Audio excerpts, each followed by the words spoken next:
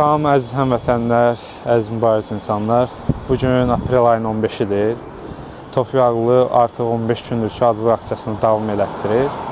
Bura azdan səfirliyi idi. Dünən burada Tofiq Ağlının şəkillərini yapışdırmışdım. Sadəcə baxmağa gəldim ki, Tofiq Ağlının şəkillərini çıxardıblar yoxsa yox.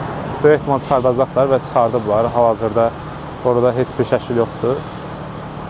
Və azdan səfirliyi, ümumiyyətlə İlham Əliyev hakimiyyəti Tofiq Yaqubudan, həmçində mübariz insanlardan necə qorxduğunu nümayiş elətdirir. Və mən bilirəm ki, bizim aksiyadan da necə narahat olduqlarına məlumatım var. Yəni, o qədər bir qorxaq bir hakimiyyətdir. Tofiq Ağlının vəziyyəti get-gedə kritikləşir, hər an geri dönülməz bir vəziyyətə gətirib çıxara bilər. Artıq bu günə qədər 10 kilo çəki itirib, 15 gün aclıq aksiyasını etməyinə baxmayaraq 10 gün çəki itirib və ürək döyüntüsü 96-dan 57-yə düşüb. Bu dəhşətli bir şeydir. Hər an Tofiq Ağlının həyatına çox ciddi bir təhlükə ola bilər.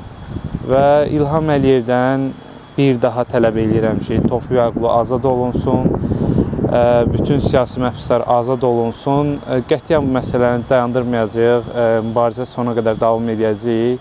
Tofiq Ağlı azad olunana kimi davam edəcəyik. Buradakı səfirlik də boş oturmasın, mən bura hər dəfə gəlib gedəcəm və öz tələbimi irəli sürəcəm, fikrimi deyəcəm. Yəni, bizi heç nə, heç kəs qorxuda bilməz.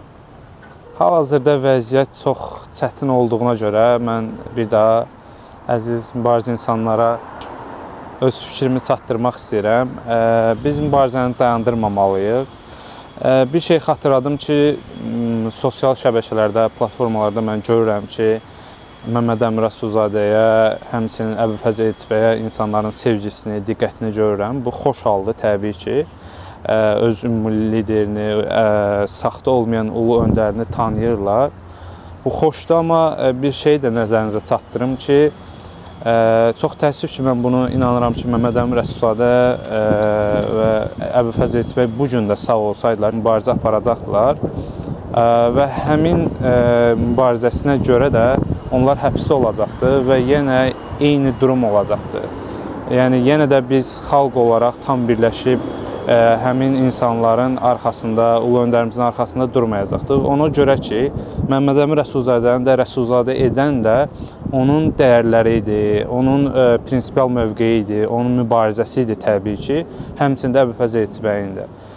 Və buradan bir daha İlham Əliyevdən tələb edirəm ki, Tofiq Ağlı azad olunmalıdır, bütün siyasi məhbuslar azad olunmalıdır və buradan bildirim ki, Tofiq Ağlının artıq həyatı ən kritik dönəmindədir və onun başına nə gələcəksə, birbaşa olaraq İlham Əliyev hakimiyyəti məsuliyyət daşıyır və ona görə cavab verəcək və mən dayanmayacam. Eyni ilə digər mübariz insanlar da dayanmayacaq və sona qədər gedəcəyik.